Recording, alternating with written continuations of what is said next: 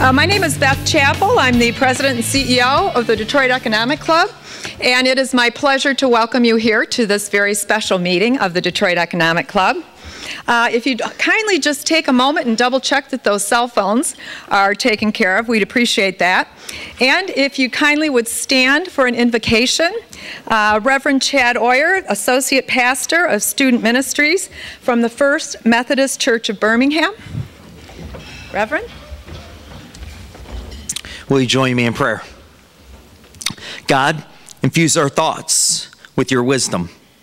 Great visionary, show us new paths of unprecedented focus on ingenuity and excellence. Passionate lover of people, fill our hearts with the passion to build bridges of trust with and for the mutual benefit of one another. Leader, make us ever aware of our responsibility to lead for the sake of not only the present, but for the future. Provider, may we work like never before to bring success and health to those you have entrusted to us. Leader, make us ever aware of our responsibility to lead, not only for the sake of the present, but of the future, and fill us with the resolve to do all the good that we can by all the means that we can, in all the ways that we can, in all the places that we can, to all the people that we can, as long as we can. Amen. Amen. Thank you, Reverend Oyer, and we can. How about that? Once again, folks, what a pleasure it is to welcome you here today. I'd like to start by welcoming Ambassador Kim's wife, Jaeon Chung. Please stand up so we can welcome you to Detroit. What a pleasure it is to have you traveling with the ambassador. Thank you. And also the Honorable Donald Manzello. Please stand up, Donald. Donald is the Korean Economic Institute President and CEO, and also a former Congressman of the state of Illinois. Thank you for joining us today. Appreciate you working with us to make this possible. One of the great traditions at the Detroit Economic Club is our student program. And thanks to these wonderful companies and the wonderful people who work for them, we have the privilege of hosting high school and or college students at every one of our meetings. And in addition to participating in our program and having a nice lunch, the students have the unique opportunity to spend about a half hour with our guest speaker, or speakers as it was today, and asking their questions. And it is always such a delightful part, of the day, because those students, I'm telling you, you should all have great confidence in the next generation of leaders in this country, because they are pretty awesome. With that, we always like to take an opportunity to welcome our students and to thank the great people who make it possible for that to happen. So, Toshiki Masaki, thank you, and the great folks at Ford Motor Company for making it possible for Martin Luther King Jr. high school students to join us. Dick and Lucy Peacock from PVS Chemicals, Dick right over there, thank you so much for making it possible for Shrine High School students to join us today. David Roden and Fifth Third Bank made it possible for University of Windsor students to join us today, and they did make it over the bridge. It was just a little delay there. The Michigan Economic Development Corporation, MEDC, made it possible for International Academy East students to join us today. Harper Woods High School students are here today thanks to Vince Walker and the great folks at General Motors. Thank you very much. The Detroit Regional Chamber made it possible for Cody MCH students to join us. We thank them very much. And Vistion, thank you for sponsoring students from Hamtramck High School. So folks, please join me in welcoming the students and thanking the great folks that made it possible.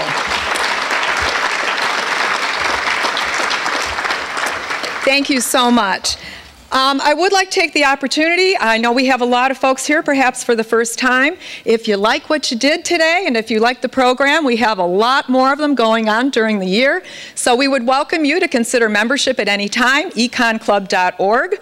All we ask is that you share our passion for engaging in the great business, government, and social issues of our day. So please do consider it. We would certainly welcome you. Next week, we hope you'll join us on May 19th. We'll have the opportunity to host the president of the National Trust for Historic Preservation, Stephanie Meeks. And with that very same day, we have a Young Leaders Series meetings. These are special meetings for our young leaders, which are members under 36 years of age. And actually our presiding officer, who I'll introduce in just a moment, will be hosting that next week.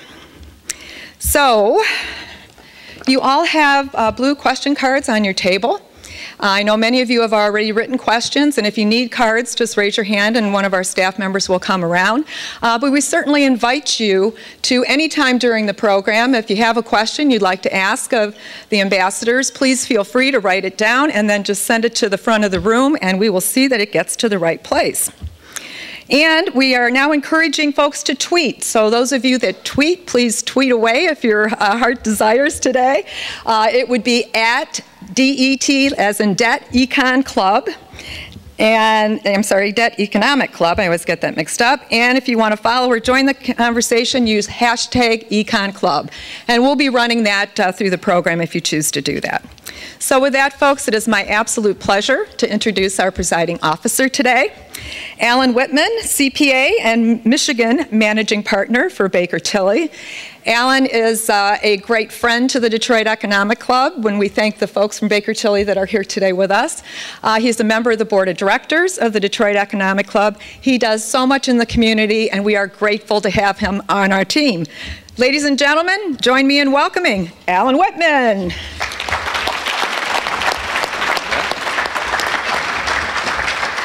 Well, thank you, Beth. Good afternoon, ladies and gentlemen.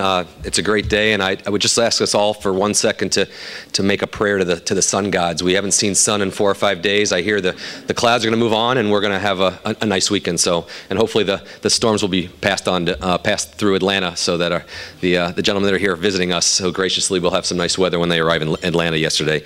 I have both the honor and pleasure of introducing today's roundtable participants. Let me begin by introducing the distinguished gentleman on your left, His Excellency An Ho-young. Ambassador An Ho-young was appointed Ambassador of the Republic of Korea to the United States of America in May 2013.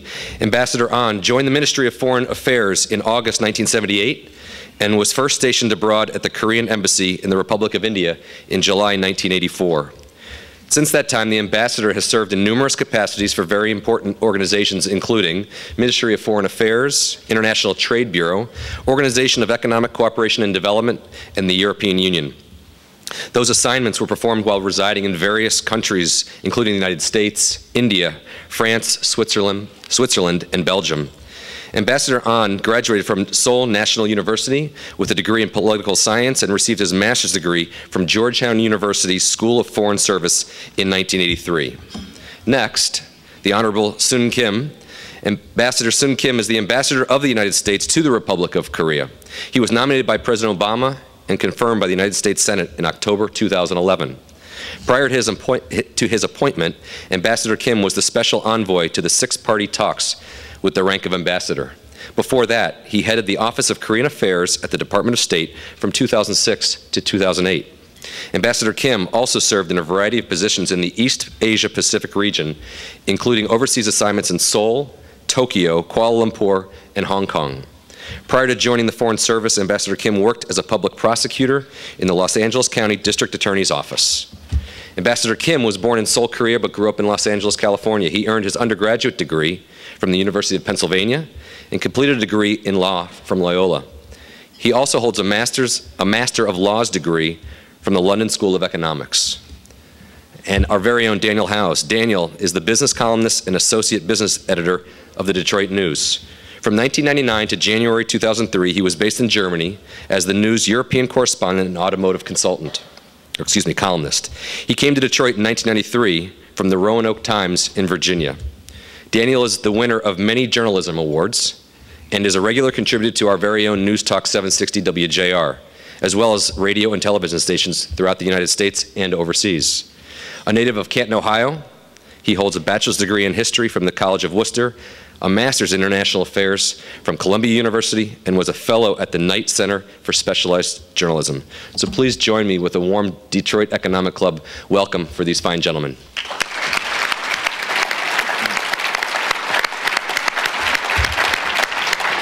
Thank you, sir. It's all yours. Thank you, thank you.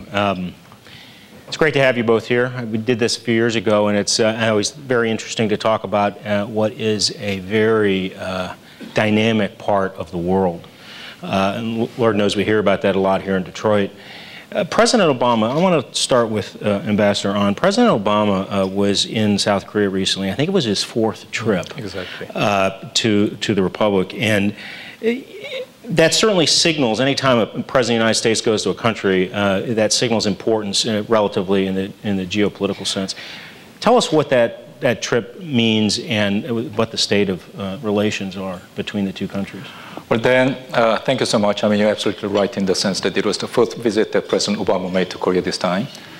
And then just as a point of reference, there are 193 countries in the whole world. That's the membership of the United Nations.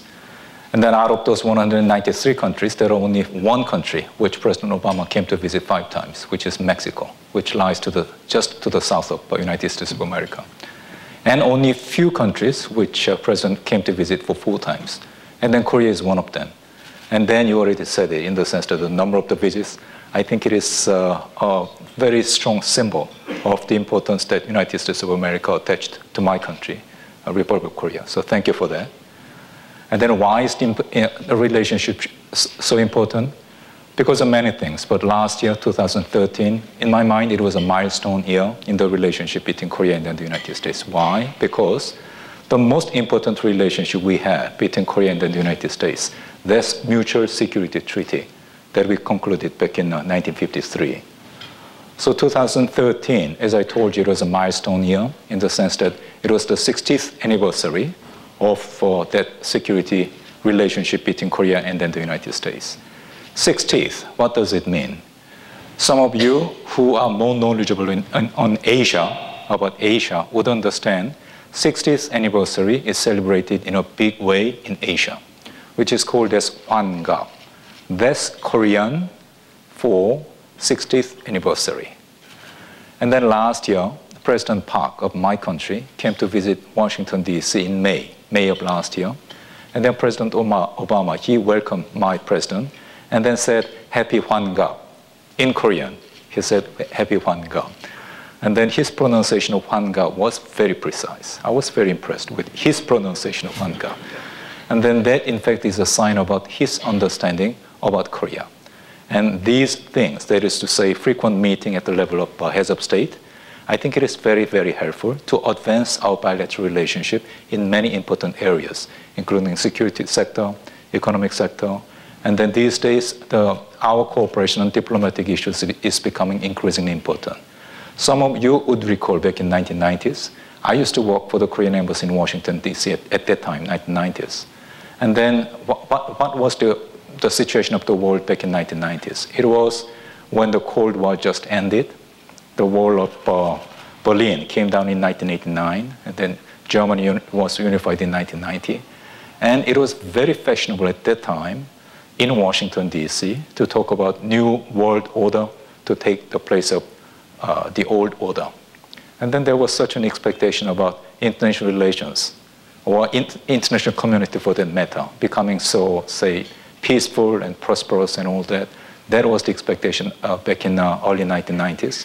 And then after all these years, then we are living through 2014, and then we know that's not necessarily the case. So that is the reason why between Korea and then the United States, we are in fact cooperating so closely in all different parts of the world, like in Iraq, in Afghanistan, in Syria, in Somalia, in so many different areas we are working so closely. So that's new area, not only in regional issues, but also certain very important issues we face together, challenges we face together, like terrorism. There is physical terrorism as well as cyber terrorism, climate change. Climate change is another threat we are facing together. So this global partnership between Korea and then the United States is becoming increasingly important. So these are all important. I mean, security relationship, economic relationship, global partnership, they are very important, all very important issues. And what is the significance of President Obama's trip to Korea this time, as well as President Park's trip to Washington, D.C. last year? When heads of state meet, then we make very meaningful progress in all those areas. So that's the reason why we were very thrilled to have this first visit of President Obama a couple of weeks ago. To follow on to that, is the importance from an American perspective of this relationship more driven by economics, given the recent free trade agreement between the two countries, or is it really more of a strategic importance in where it is in that part of the world? Thanks, Daniel. If I may first thank the Detroit Economic Club for hosting this for us. It's a great turnout, and it's wonderful to be in Detroit, although weather could have been better. Next time, Alan. we make no guarantees. Yeah. When you're in the middle of all this fresh water, you make no guarantees. Yeah, well, but we did have a wonderful exchange with some of the students prior to this session. In fact, I feel much better prepared since they had some great questions for us. In fact, you asked the question that, in fact, I wanted to comment on, which is to sort of have a broader perspective on the president's visit. First of all, as Ambassador Ahn eloquently made clear, it reflects our commitment to the value we place on this important relationship with Korea. But it's really more than that. I think it reflects our commitment to the Asia-Pacific region. We often talk about the Asia pivot or Asia rebalance. And I think the fact that the president has made that many trips to Asia, that many trips to Korea, indicates our complete commitment and engagement in this dynamic region of the globe. In terms of the U.S.-Korea relationship, I think the president's visit and our focus on our relationship with Korea reflects everything you mentioned. It's very strategic. And when you talk about the role of U.S.-Korea relationship in our overall policies towards Northeast Asia, we use different words to describe it: cornerstone, linchpin. It's all true. It's really one of our most critical partnerships. But economic peace is huge, and the implementation of the historic free trade agreement between our two countries, I think, opens a whole new set of opportunities for both countries. And we're just 2 years into this implementation, but already we're seeing some very positive signs flowing both ways, and that's a good thing. Can you give us some examples? Sure. I mean, I think in terms of trading goods, we've seen an uptick in U.S. exports in certain categories, like I call them fancy agriculture products, but products like cherries and avocados, different varieties of nuts, have seen a huge increase since the implementation of the free trade agreement and reduction of tariffs. We've also seen some encouraging news in the automotive sector. Ford, in particular, is doing very well. Their sales in Korea have gone up by 40+% since the implementation of the free trade agreement, and we expect that that trend will continue, not just for Ford, but hopefully for the other U.S. automakers. How receptive, Ambassador Ahn, are Korean consumers to American autos? Well, as Ambassador Kim already said, the Ford Motor Company is doing very, very well. It went up by 40%. And well, what we are going to see with this, which is that, well, Ambassador Kim is absolutely right when he says that FTA, that through FTA, we are removing tariffs for a large number of U.S. products, including automobiles. And then how it is being done? It is being done in several stages. We are cutting the tariffs, but not all at once. It is being reduced little by little. And then when it is already going up by 40%, we are expecting that, looking forward to the Ford as well as other American auto manufacturers doing even better in the days to come. So I think that's one of the very positive impact that this FTA will do for the economic relationship between Korea and the United States. Well, one point upon which Ambassador Kim mentioned, that is the agriculture products. And that's a very funny story because several months back, I was in a place called Bakersfield. And then Bakersfield is between Los Angeles, where Ambassador Kim grew up, and Fresno. Bakersfield is a city lying between Los Angeles and Fresno. Basically, it's a very basic agricultural area. So I was there, and then in that city, I was meeting with members of our Chamber of Commerce. And one of them said, well, I grow orange. My export of orange to Korea, it went up by 50%. And then there was another gentleman who said, I grow almonds. My export of almonds grew by 70% last year. And then there was one congressman who was with me. And then he said, oh, come on. This is Ambassador of Korea. If we have problems, you must talk about problems. This gentleman will take care of them. So come on, come up with problems. And then somehow there were no problems at all. So I said, I spent some of my time, my professional career, in something called trade negotiation. And then there is a saying among trade negotiators that there are no happy farmers anywhere in the world. That's what we say among trade negotiators. So I just said, that's what we are saying among trade negotiators. And then I will say, this is the first day I'm meeting with some of them, right? So I think you are doing very fine when it comes to agricultural products, but there are other areas where United States is doing very fine. I mean, between Ambassador Kim and I, we have been talking about trade in goods, but there are very important other areas which is, in a sense, being promoted through KOROS FTA. One of them would be trade in services. And when it comes to services, United States is #1. There is no question about that. So traditionally, United States used to enjoy important trade surplus when it comes to trade and services. And that, in fact, is being expedited even further. So much so, the gap of trade surplus in favor of trade and services in favor of the United States is going up by 20% every year. 20%. It has been the record for the past 2 years. And then investment is another very important area in the sense that there are increasing investment being made by Korean companies in the United States of America. So, well, there is very important investment which has been made in Texas for electronic products based by Samsung. And then Ambassador Kim, in a previous session, he has been mentioning about Hyundai Automobile making huge investment in Alabama, and Kia Automobile making important investment in Georgia. So that's what is happening between Korea and then the United States, partly thanks to KOROS FTA. So we are very excited about this KOROS FTA, having been there for the past 2 years. And then as we look down the road, I think it will in fact bring in even more exciting things in the days to come. The governor of Michigan has been on several trade trips to Asia. I'm wondering to what extent Korean business sees opportunity in this part of the world now that the Detroit auto companies are pretty much up off their knees and are doing well. They're growing. But there are other manufacturers that are investing in the United States. Do they see additional opportunities, particularly in the industrial Midwest as opposed to the South? My sense is that, yes, they do. In fact, through the Select USA program that some of you may know about, the U.S. Commerce Department program to encourage foreign investment in the United States, we've been working very hard to try to identify Korean companies that may have an interest in investing in different parts of the United States.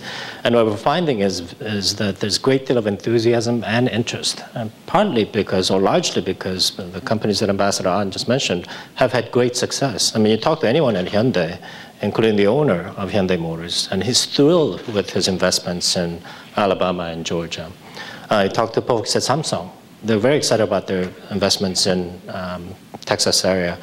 I think Hankook Tire is another recent example of a big investment in the United States. So I think there's growing interest, and that's good. We want to continue to promote that. If I may just go back to your earlier question about are the Koreans more receptive to U.S. automobiles now? It's no secret that it's been a tough market. I mean, we all know it. They've had many, many barriers, psychological, regulatory, government barriers. But I think we're finding a way to work through those issues and problems, and that we now have a much greater potential opportunity than we've ever had to break into this tough market. I mean, anyone who's visited Seoul knows that Korean automakers completely dominate that place. It's all Hyundais and other Korean automakers on the streets. But the important thing is that we're now enjoying a much more level playing field. And that the trend is in the right place. And so we want to continue to work with the private industries to make sure that we maintain that momentum so that it's not just Ford, but GM and Chrysler will also have increasing their sales. Is it easier, just as an aside, has it been an easier sell for General Motors because they've had their own Korean production facilities for some time, which they acquired from Daewoo years ago, than it's been for someone like Ford? Yeah, I do think it's a different situation for GM. I know we have some colleagues from GM here. And many, I think something like 70–80% of GM cars assembled in Korea are in fact exported to third countries. So it's a very different kind of situation. But I think generally speaking, there's much greater interest in US automobiles among the young professionals in Korea. And that's a very good market for us to try to go into. Mm-hmm. But I think Ambassador Kim mentioned a very important point, which is when you talk about FTAs, there are tariff barriers, but there are non-tariff barriers as well. Right. And then I think Ambassador Kim was referring to this question about the non-tariff barriers, which means there are safety standards.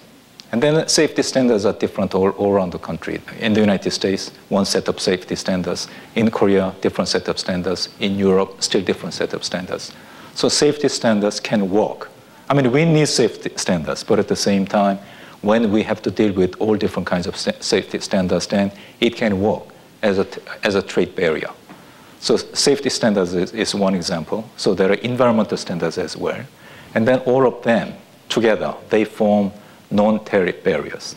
And then the reason why I tell you that is, well, Ambassador Kim, this gentleman sitting to my left, in fact, he has been making much efforts in order to remove not only those tariff barriers, but also non-tariff barriers. So that, I think, is something, very positive, contribution, which Ambassador Kim has been making through his tenure as an ambassador in Washington, D.C. So you must be, I'm sorry, in Seoul. So you must be proud of him. That's something I wanted to add to what we heard from Ambassador Kim. Thank you. My mother is very proud of me. So am I. I'd like you both to respond to this. President Park, as I understand it, has been pushing for making innovation more part of what she calls a creative economy. Has invited Bill Gates over, has invited Mark Zuckerberg over. I'm interested in what, and I think this audience would be, in what she thinks can be extracted or learned from American business, specifically its tech sector, and how it can be applied to the Korean business, which obviously does a lot of its own technical development with Samsung, et cetera, et cetera. Well, Dan, I think first thing I should say about on that particular question would be, you in fact must be very proud about how U.S. economy is doing. Well, the last time I came to the United States, that was back in 2005. I came here, and then just before coming over to the United States at the time, I used to be something called Director General of Economic Cooperation at Korea's Ministry of Finance and Economy. At the time, Korean economy was developing something like 4% a year, which was a good growth. But at the same time, we were wondering if we could have it develop even further. That was a big question for the Korean economy at the time, 2005. And I came to the United States in 2005, and US economy at the time was a little smaller than $16 trillion. And then what was the growth rate in 2005? It was 4.5%. I couldn't believe it. I couldn't believe it. The largest economy in the whole world, most sophisticated in the whole world, it is developing 4.5% in 2005. So I just began to ask myself why it is happening. How is it possible?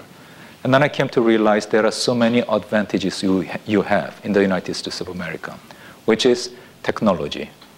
I mean, technology, we talk about the importance of technology all over the world, but at the same time, let's think about it. Where are meaningful technological breakthroughs are being made, really meaningful technological breakthroughs are being made? That's in the United States of America. And new concept of products. I mean, for example, Amazon, for example, new way of doing business, Amazon. I mean, everybody is benefiting from the way this business is working in this country. But Amazon, somehow, it is only in this country. New business model like Amazon, or Google, or Facebook, or Twitter. Somehow, it is only in this country that is happening, new business model. And entrepreneurship. I mean, business startup, it is so animated in this country. It is so dynamic in this country. It was well before the discovery of shale gas. And on top of all these advantages you have, now you have shale gas, which makes a unit price of shale gas from $15, which is available in Asia. Now it is less than $5 in this country. So it's an enormous advantage to you. So first thing I should be telling you on that particular subject is, in the United States, I think you, in fact, are fully entitled to take much pride in what you have in this country in terms of economy. And then why do I say all that? It's because I think it is a big question in Korea as well, how to promote our economy even further. And then we are making good progress in the sense that we are doing, when you think about promoting economy, you first begin to think about, say, certain easy things you could be doing, monetary policy, fiscal policy. But what we are doing back in Korea is, we're not doing so much in terms of monetary and fiscal policy. What we are really trying to do is, through the fundamental restructuring of the Korean economy, and then for that we are doing a lot of regulatory reform, and then innovation, introducing an environment through which innovations could be encouraged. And then at the same time, we are trying to put more focus upon domestic economy, that is to say investment as well as consumption, because the portion of external sector, that is to say trading sector in our economy, is already very big. So we are just trying to focus upon our domestic economy. So through all of these things, we in fact are making all those efforts to further promote our economy. And doing so, particularly when it comes to innovations, there are so many things we could be doing in cooperation between Korea and then the United States. So one of the things which are going to do in a short time to come is our Minister of Science and Technology is coming to visit United States next week. Mm-hmm. And one of the reasons why he's coming to visit United States this time is to open a center in Washington, D.C. to further promote economic technological exchanges between Korea and then the United States in very different sectors like IT, BT, nanotechnology, aerospace, in all those different sectors. So we wish to set up one center in Washington, D.C. and one center in San Jose, in Silicon Valley. So they are the kind of things we plan to do. And then we really are very excited about what we can do together between Korea and then the United States to further stimulate our economies. The only thing I would add is that, I mean, obviously this is a great opportunity for cooperation between U.S. and Korean companies, between the two governments. And in the context of discussions about how we can explore this opportunity, one theme that constantly arises, particularly from the U.S. industry, is that it's very important for Korea to have predictable, consistent, and transparent regulatory system, because that will give our industries confidence and comfort in exploring different possibilities for cooperation with Korean counterparts. And so that's a point that we emphasize on a constant basis. Let me shift in the remaining time we have to some more geopolitical questions. My understanding is that up to 2003, the United States was South Korea's largest trading partner, and that then after that time, China became its largest trading partner. And as we sit here today, I believe it's larger than the United States and the EU combined. I'm wondering, given the strategic relationship between the United States and South Korea, how the economic relationship with one of the U.S.'s key global rivals affects those relationships. That's got to be a very delicate balancing act, and I'm sure you both have a perspective on that. Ambassador An, since you're the visitor. When it comes to geopolitics, Ambassador Kim always takes the first try at that. Yes, but you're the visitor. Right. Are you sure? Right. Okay. You're right about those trade statistics. I mean, Korea-China trade is huge, and it's hard to imagine that we would be able to catch up anytime soon. And we're often asked, as you sort of implied, I mean, are we worried about the growth of South Korea-China relations, not just in the trade sector, but I mean, it's clear that President Park is focused on improving ties with China.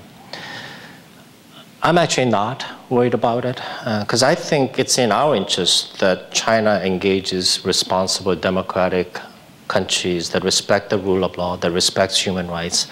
It's good for China to engage those countries, because I think that will help China abide more consistently with international norms and practices and obligations. And And South Korea obviously has many, many reasons why it would want to have strong relations with China beyond the huge trade relationship. When you look at the North Korea question, it's clear from both Washington's perspective as well as Seoul's perspective that China has a huge role to play. So obviously, President Park wants to make sure that they're engaged in very serious, substantive dialogue with the Chinese so that they can cooperate on this very important strategic issue for them.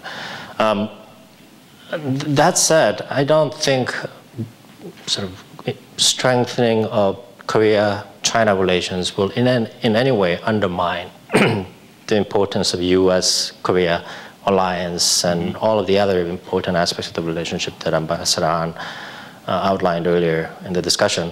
I mean, it's clear that we have common values, we have shared history, common interests, and nothing between China and Korea I don't think will damage, weaken in any way all of the important aspects of relations between the United States and Korea.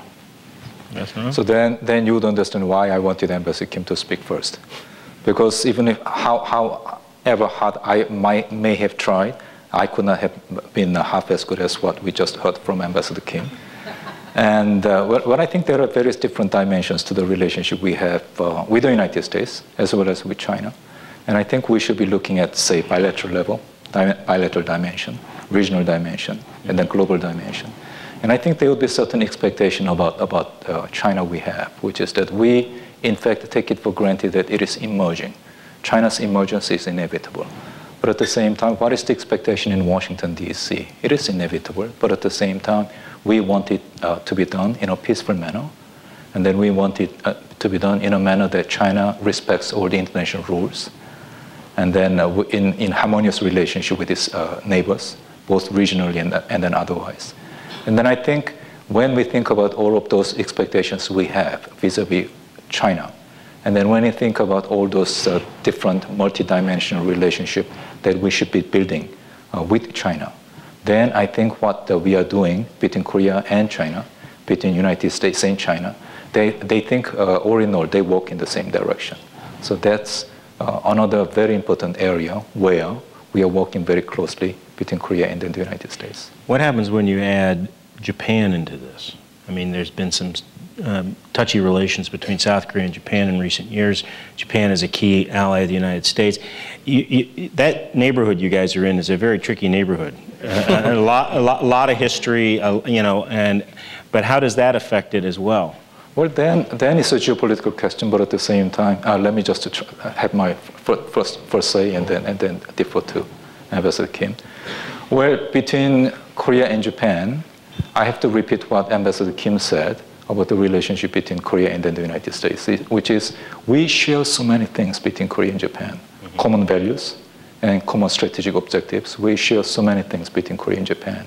But the big difference in our relationship with Japan is we have rather unhappy past between Korea and Japan, that more specifically colonial occupation of Korea by Japan.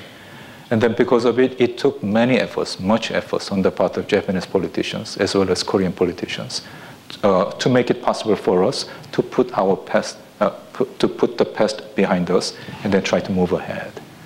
And then, in fact, we were doing very fine in that area. One good example would be World Cup football games. We co-hosted between Korea and Japan back in 2002. And then that, in fact, I was very encouraged at the time that we were co-hosting it between Korea and Japan, because that was one symbol or one evidence of the progress we have made in improving the relationship between Korea and Japan.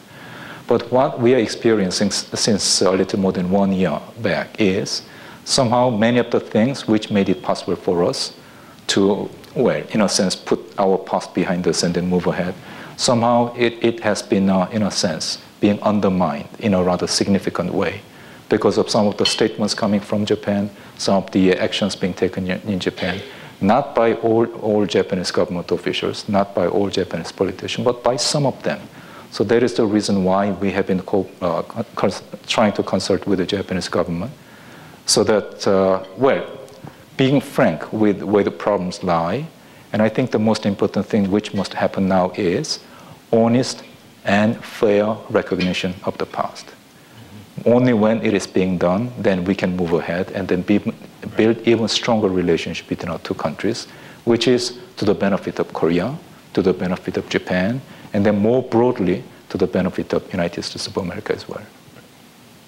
Yeah, the only thing I would add is that there's a huge convergence of strategic interests among the three countries, United States, Republic of Korea, and Japan.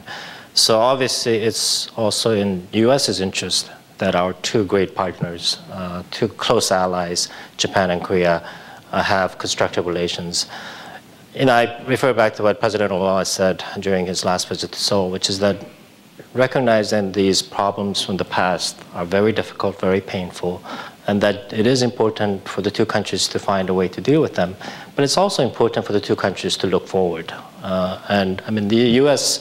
obviously, as a friend to both countries, will do what we can to try to improve the atmosphere and overall relations between the two countries. But in the end, I think the two great countries, two responsible democracies, will have to find a way to look forward and sort of continue to work on that common strategic perspective. I've got enough time for one more, and I want to ask you a slightly personal question. As my understanding is you are the first Korean-American ambassador from the United States to South Korea.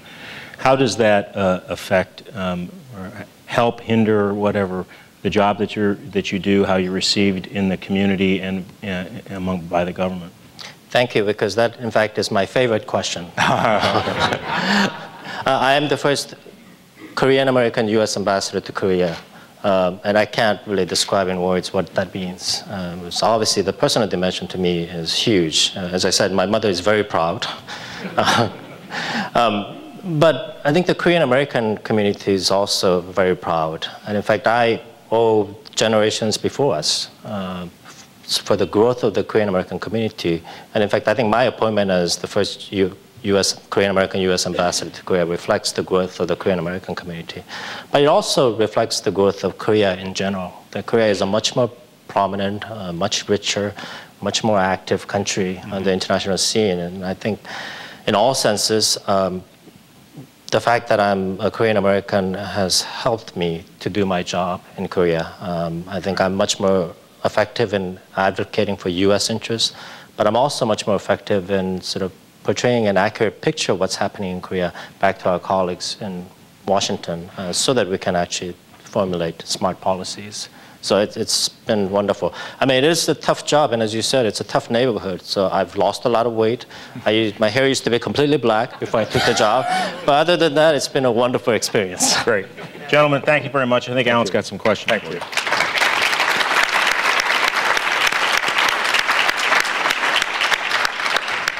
You know, ambassadors, if you'd allow me, I'd like to go back to following on to Daniel's comment about the neighborhood in which South Korea exists. And you know, we hear things from reporters. We hear a lot on CNN. It reminds me of when I asked our firm to accept our initial engagement with an Israeli company, and our board said, "Are you crazy? That's a war zone. We can't do work with the Israelis," and we can, and we did, and it was wonderful. So I guess I'd ask either of you or both of you to comment on what are the people of South Korea, the middle class, upper middle class, think about, and what are they worried about? What are they concerned about being in a country in the region in which you exist? You know, as you can imagine, I had a lot of questions about North Korea.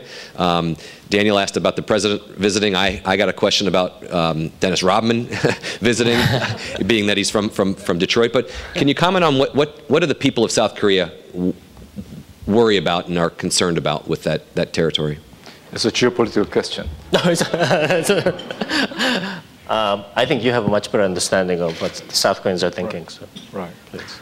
Well, I think what South Koreans, middle-class South Koreans would be most interested in would be economic questions rather than geopolitical concerns. And I think for a good reason, in the sense that, well, the country has been divided more than 60 years ago. And then since 60 years, then of course North Korea has been making, all those noises from time to time. Nuclear noises, missile noises, conventional weapon noises, acts of terrorism, verbal provocation. They have been all different kinds of provocations. But we know we can handle them. And then for that reason, I think when North Korea makes all those noises, then if it is the first time, then of course there will be much concern. I remember back in early 2012, then there was a boot of these verbal threats coming from North Korea. But somehow, American news media, somehow at that time, were particularly interested in those provocations, verbal provocations. So CNN was there, and then NBC was there, all American news media was there. But after that, there was an earthquake which happened in our neighborhood. And then when abruptly, all of them left Seoul. And then their focus moved to earthquake in our part of the world. So that, I think, is what is happening in our part of the world. If we really look into the say, substance of these threats, then the real question would come down to if Korea is prepared to deal with them. If Korea, in combination with Combined Forces Command, is there between Korea and then the United States, if between Korea and then the United States, if we are ready to deal with those provocations. And then we are. So that is the reason why middle-class Koreans, the first concern they have is economic questions rather than others. Great, thank you. It appears, and I think we've talked about it, that relations between the U.S. and South Korea are strong. In either of your opinions, is there anything that the U.S. can do to improve trade relations and just general relations?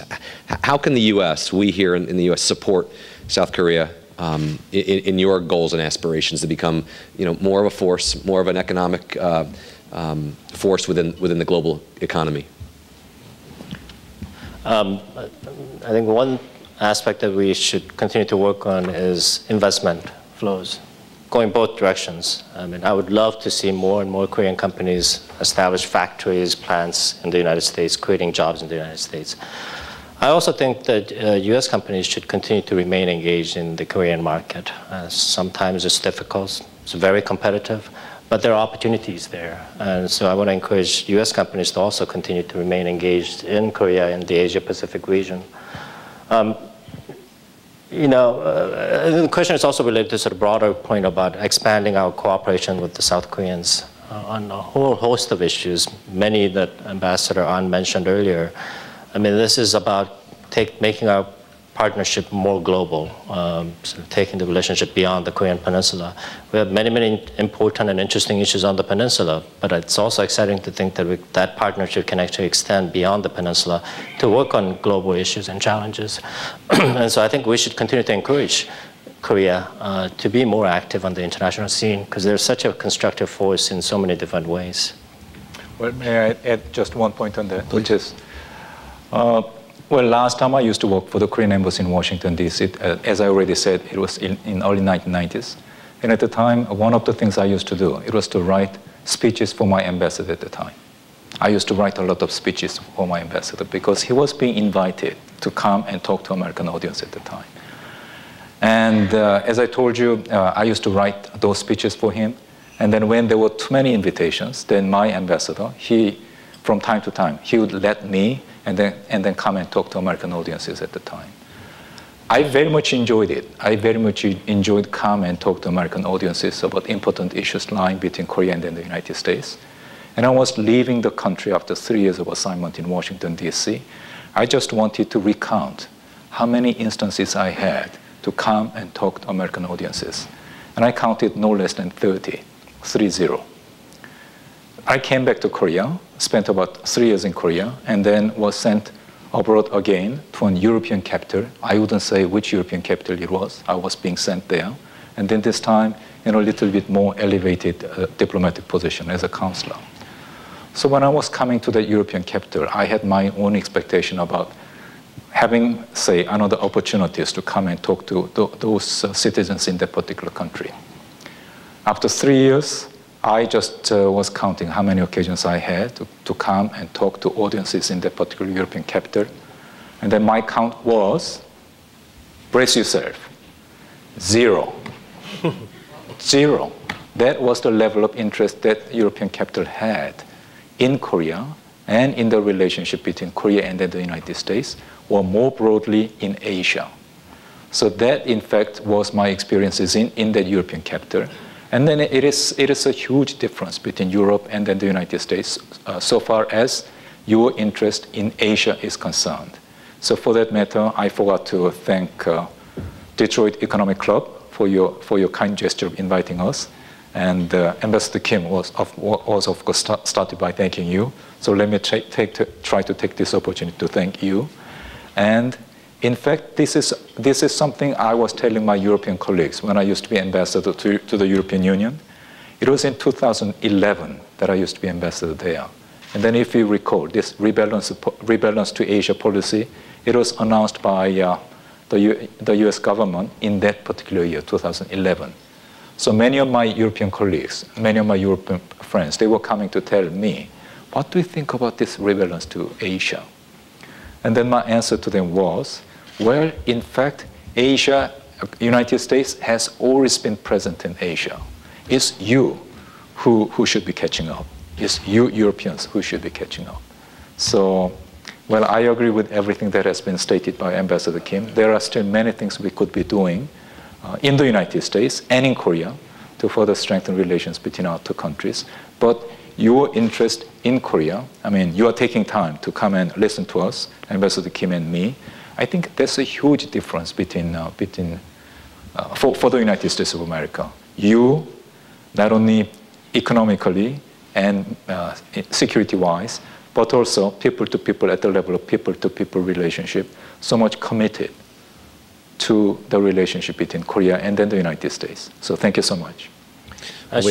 Sorry, can I just, let me take this opportunity to thank Don Manzullo and our colleagues at the Korea Economic Institute who actually arranged our road trip, as we call it. And this is a wonderful way to connect with different audiences throughout the United States.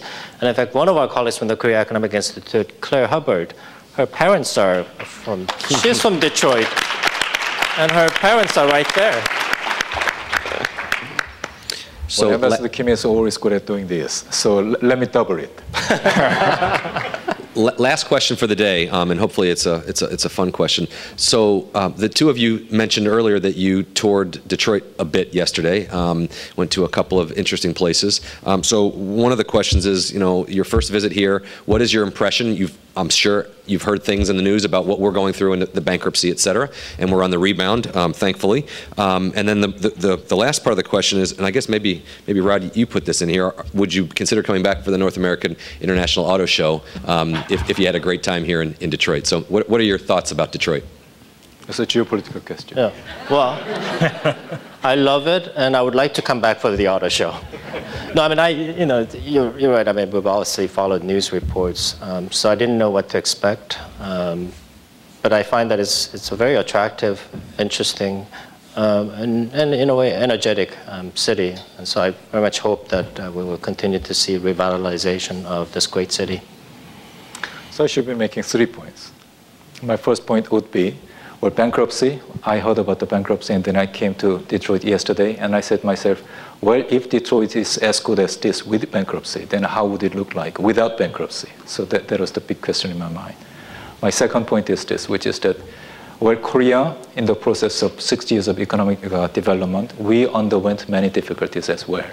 And one very important difficulty we had to go through, that was the Asian financial crisis of 1997. And at the time, I used to work for the Korean mission to the OECD. And then this is truly how I feel about Asian financial crisis, which is, I think Korean economy, in fact, learned a big lesson out of Asian financial crisis. So as a nation, we grew through that experience. So I think as a person, or as a nation, or as a municipality, I think we learn a lot out of adversity, as well as out of good times. So that's what I truly think about Detroit. And I wish you best in your difficult times. And then third,